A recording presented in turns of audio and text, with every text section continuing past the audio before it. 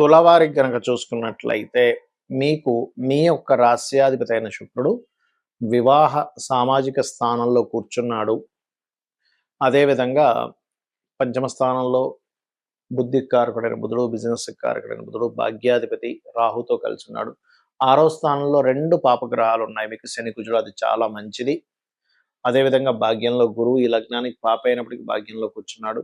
అదేవిధంగా ఏకాదశంలో కేతువు. ఇక చంద్రుడు 12వ స్థానం నుంచి ఏకాదశం వరకు తిరుగుతాడు. 12 రాశులు కూడా ఈ నెలంతా కూడా. మరి ఈ యొక్క గ్రహస్థితిని అనుసరించి మీకు ఎలా ఉండబోతుంది? ఏ విషయాల పట్ల మీరు జాగ్రత్త వహించాలి? ఏ దేవతారాధన చేసుకోవాలి అనేటువంటి అంశాలు చెప్తుంది నేనైనప్పటికీ చెప్పిస్తుంది సాక్షాత్ లలిత అమ్మవారిగా భావిస్తూ ఆ లలితాంబిక అమ్మవారి యొక్క అనుగ్రహం మీకు పరిపూర్ణంగా కలగాలని మనస్ఫూర్తిగా కోరుకుంటూ ఇక్కడ గమనించినట్లయితే మీరు ఈ కాంబినేషన్ ఏదైతే ఉందో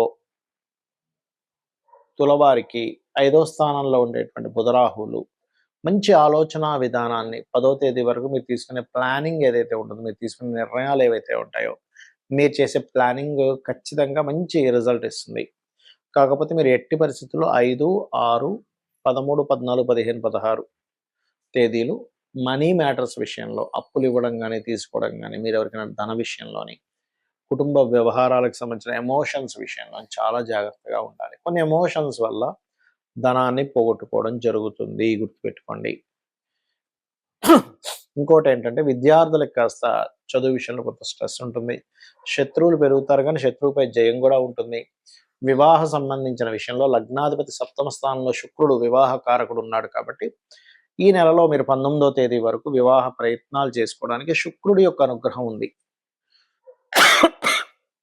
అలాగే మరొక విషయం ఏంటంటే ఇక్కడ గమనించినట్లయితే భాగ్యంలో రాహు ఉన్నందుకు కొంచెం గురువులతో తెలియని చిన్న చిన్న మిస్అండర్స్టాండింగ్స్ ఉంటాయి.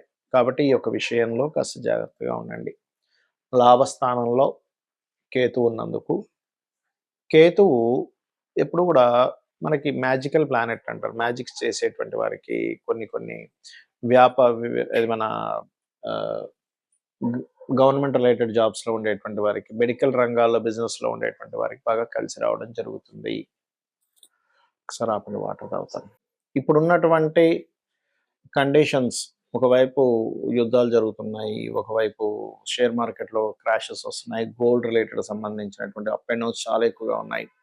దీని అంతటికీ మనకి ఉన్న గ్రహస్థితికి చాలామంది అడుగుతున్న ప్రశ్నలు కూడా ఏంటంటే ఇక్కడ మీ రాశిలో ఉండే గ్రహాలు అవిచ్చే మహాదశలు, అంతర్దశలు, వాటికి ఉండే యోగాలు ఒక ఎత్తు అయితే బయట ఉండే కండిషన్స్ మన గోచారంలో ముండేన్ ఆస్ట్రాలజీ అంటారు, మైథుని జ్యోతిష్యము, అది ప్రపంచ దేశాలు అంటే మొత్తం ప్రపంచంలో ఎలా జరగబోతుంది, ఎటువంటి ఫలితాలు ఉంటాయని చెప్పేది. అయితే నేను చాలా కాలం నుంచి చెప్పుకుంటూ వస్తున్నాను, 3-4 నెలల నుంచి కూడా ఇది యుద్ధం వైపు దారితీస్తుంది, యుద్ధాలు పెరుగుతాయి, ఆగినట్టు ఆగి మళ్ళీ వస్తాయి అని. అయితే ఇక్కడ ఏంటంటే ప్రధానంగా ఇక్కడ గ్యాస్కి ఇప్పుడంటే పెద్దగా మనకేమీ కమర్షియల్ మీద ఎఫెక్ట్ పడింది కానీ దాని తర్వాత నాన్ కమర్షియల్ మీద కూడా ఎఫెక్ట్ పడనుంది. కాబట్టి ఖచ్చితంగా అందరూ కూడా ఇంట్లో ఇండక్షన్ స్టవ్, ఇంకా ఏ మార్గాల్లో, బొగ్గులైతే బొగ్గులు, కర్రలైతే కర్రలు, ఈ మార్గాల్లో 2-3 మార్గాల్లో పెట్టుకోండి వండుకునే పద్ధతి. రెండవది కేవలం అన్నం వండుకుంటే సరిపోతుంది, మిగతా మనం పొళ్ళు కానీ ఆవకాయలు కానీ చేసుకొని ఉడుకునొచ్చు అనే కూడా కొంచెం స్టాక్ పెట్టుకోండి. మనీ జాగ్రత్తగా పెట్టుకోండి, ఎందుకంటే ఇంటర్నెట్ ఇబ్బంది పడనుంది. ఇది ఆల్రెడీ 2-3 నెలల నుంచి మళ్ళీ చెప్తున్నాను, మళ్ళీ ఇంకోసారి గుర్తు చేస్తున్నాను మీకు. నా వీడియోలో 3 నెలల క్రితమే ఇది ప్రస్తావించడం జరిగింది ఇంటర్నెట్ గురించి.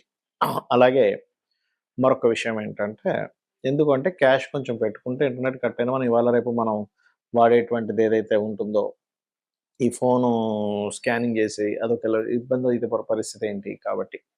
అలాగే మరొక విషయం ఏంటంటే ఇది ఇప్పట్లో ఆగదు వారు, ఇది కొంచెం లాంగ్ టర్మ్ గానే వెళ్తుంది, నెలలు సంవత్సరం వెళ్ళినా సరే ఆశ్చర్యపోవాల్సిన పని లేదు. దీన్ని దృష్టిలో పెట్టుకొని మీ యొక్క లైఫ్ స్టైల్ని ప్లాన్ చేసుకోండి, ఇది ప్రధానంగా గుర్తుపెట్టుకోండి. ఎందుకంటే ఎప్పుడు రానటువంటి 3 సార్లు పంచగ్రహ కూటమి, 3 రాసులు గురువు పోయిన సంవత్సరం మారాడు, ఈ సంవత్సరం కూడా మారుతున్నాడు. సో ఎప్పుడైనా 3 రాసులు కనుక గురువు అతిచారంలో మారితే అది యుద్ధాలకి, జన నష్టానికి దారితీస్తుంది. కాబట్టి మీరంటూ సేఫ్గా ఉండాలి అని అనుకుంటే నేను చెప్పేది ఒక చిన్న రెమెడీ పాటించండి, మీరు ఖచ్చితంగా సేఫ్గా ఉంటారు. ఏమిటది అంటే బయటికి వెళ్ళేటప్పుడు, ఇంటి నుంచి బయటికి వెళ్ళేటప్పుడు నామస్మరణ, మీ ఇష్టదైవం ఎవ్వరైనా కావచ్చు, మీ ఇష్టదైవ నామస్మరణ చేయండి. ఉదయం నిద్ర లేచిన వెంటనే చేయండి. బయటికి వెళ్ళేటప్పుడు చేయండి. నిద్రపోయేటప్పుడు చేయండి. నిద్రపోయేటప్పుడు నమఃశివాయ మంత్రాన్ని, నిద్ర లేచిన వెంటనే మీ ఇష్టదైవాన్ని చూసుకోవచ్చు, లేదా స్కందుడిని చూడొచ్చు. బయటికి వెళ్ళేటప్పుడు కూడా మీ ఇష్టదైవం విష్ణువైతే విష్ణువు, శివుడైతే శివుడు, అమ్మవారైతే అమ్మవారు, గణపతి అయితే గణపతి, స్కందుడైతే స్కందుడు, ఏదైనా పర్లేదు. మీరు ఎందులో ఉన్నా సరే. ఎందుకంటే మనకి కాలం ఒక రకంగా ఉన్నప్పుడు ఆ కాలాన్ని నడిపించేవాడు ఆ యొక్క పరమాత్మ యొక్క అనుగ్రహం ఉంటే మనం ఇబ్బంది పడకుండా ఉంటాం. మన జన్మజాతకాల్లో ఏదైనా గండ యోగాలు అంటారు.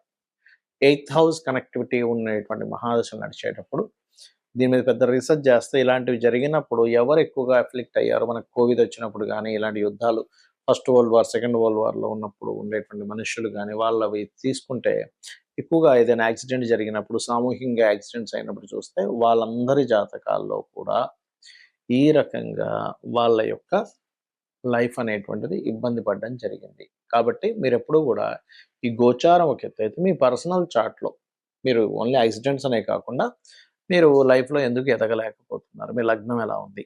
మీరు ధనపరంగా ఎందుకు మీరు పడుతున్నంత కష్టం ఫలితం రావట్లేదు? మీ ధనయోగం ఎక్కడ బ్లాక్ అయింది? దానికి చిన్న చిన్న రెమెడీస్‌తో చేసుకోవచ్చు. అలాగే పర్టిక్యులర్‌గా మీరేంటంటే, మీ యొక్క ప్రయత్నాలు ఎందుకు సక్సెస్ అవ్వట్లేదు? Third house. మీరు ఏ ప్రాపర్టీ తీసుకుంటే మంచిది? ఎప్పుడు తీసుకుంటే మంచిది? ఏ డైరెక్షన్‌లో మీరు నివసిస్తే మంచిది? అది రెంటల్ హౌస్ అయినా, ఓన్ హౌస్ అయినా. అది 4th హౌస్. మీరేం చదివితే బావుంటుందో కూడా 4th హౌస్ చెప్తుంది. అదేవిధంగా సంతానము, రుణము, రోగము, శత్రువు, పూర్వజన్మ కర్మలు, వివాహము, వివాహ జీవితం, ఇవన్నీ 7వ స్థానము, 6వ స్థానము, 12వ స్థానము, ఇలాగ ప్రతి భావము ఒక అనాలిసిస్ అనేటువంటిది ఉంటుంది. మీ లైఫ్‌లో ఎందుకు ఇలా జరుగుతుంది? మీ లైఫ్‌లో ఎందుకు ఈ రకమైనటువంటి ఇబ్బందులొస్తున్నాయి? దీన్ని చాలా సింపుల్‌గా లలితా సహస్రనామాలు చేసుకుంటూ, మీకు పలానా దాని మీద ఎక్కువ ఇబ్బందుంది. ఎగ్జాంపుల్ అప్పుల మీదే ఎక్కువ ఇబ్బందుంది. అప్పులకే ఎక్కువ ఇబ్బంది పడుతున్నారు. ఓం అపర్ణాయై నమః అనే మంత్రం మీరు నిత్యము స్మరిస్తే మీకు తెలియకుండానే మీ యొక్క లైఫ్ స్టైల్ మారుతుంది. తద్వారా మీకు సంపద పెరుగుతుంది. తద్వారా మీకు ఏదైతే అప్పులున్నాయో అప్పులు క్లియర్ అవుతాయి. అంటే మీ ఆలోచనా విధానం ఎలా అప్పుల్ని క్లియర్ చేయాలనే వైపు మీ ఆలోచన తిప్పుతుంది. అంతేగాని ఏ పని చేయకుండా ఇంట్లో కూర్చొని అపర్ణాయ నమః అనుకుంటా అంటే ఆకాశం నుంచి మూటపడి మీరు అప్పులు తెచ్చడం జరగదు. మీ యొక్క విధానాన్ని మారుస్తుంది. అలాగే ఓం సంపత్కరీ సమారూఢ సింధుర వ్రజ సేవితాయే నమః అనే మంత్రము ఫైనాన్షియల్ గ్రోత్ ఇస్తుంది. అదేవిధంగా కొంతమందికి హెల్త్ ఇష్యూస్ ఉంటాయి. బికాస్ ఆఫ్ 6th హౌస్ దీనివల్ల. ఇంకొంతమంది ఇక్కడ కంటే కూడా విదేశాలకు వెళ్తే బాగా సెట్ అవుతారు. బాగా సక్సెస్ అవుతారు. అలాంటప్పుడు ఏంటంటే వాళ్ళకి 10, 12 కాంబినేషన్ 12, 2 కాంబినేషన్స్ అంటారు. అప్పుడు వాళ్ళు ఇక్కడ కంటే బయట దేశాలకు వెళ్తేనే సక్సెస్ అవుతారు. ఇంకొంతమంది వ్యాపారాల్లో సక్సెస్ అవుతారు. మరికొంతమంది ఉద్యోగంలో సక్సెస్ అవుతారు. అది మీ పర్సనల్ చార్ట్‌లో ఉంటుంది. కాబట్టి ఈ పర్సనల్ చార్ట్ కూడా చూసుకోండి. ఈ వార్ ఎఫెక్ట్ వల్ల మీరు ఎఫెక్ట్ అవ్వకూడదు కాబట్టి ముందుగా చెప్తున్నాను. నేను మొదట్లో చెప్పినటువంటి, ఎందుకంటే గ్యాసు ఇప్పుడు మనకి కమర్షియల్‌గా ఇబ్బందొస్తుంది గానీ, నాన్ కమర్షియల్ వాళ్ళకి ఇంకా ఇబ్బంది స్టార్ట్ అవ్వలే, కానీ ఫ్యూచర్‌లో ఖచ్చితంగా స్టార్ట్ అవుతుంది. కాబట్టి కొంచెం ఎక్స్‌ట్రా సిలిండర్ ఒకటి పెట్టుకోవడం, ఇండక్షన్ స్టవ్ పెట్టుకోవడం, ఇవి ఖచ్చితంగా చేయండి. ఎందుకంటే కుజుడు మీనరాశిలోకి వెళ్తున్న కుజుడు మీకు ఏప్రిల్‌లో ఏం చేస్తాడంటే డియోల్ సైన్‌లో ఉన్నప్పుడు మంటకి కారకుడు. ఆహ్, వంటకి కారకుడు అవుతుంటాడు. కాబట్టి అక్కడేమవుద్ది, డియోల్ అంటే ప్రతి ఇంట్లో 2, 3 పొయ్యిలు పెట్టుకునే యోగాన్ని ఇస్తాడు. కాబట్టి అటువంటి ఫలితాలు రానున్నాయి కాబట్టి చేయండి. నిత్యము లలితా సహస్రనామాలు చేసుకోండి. అన్ని విధాలా మీకు బావుంటుంది.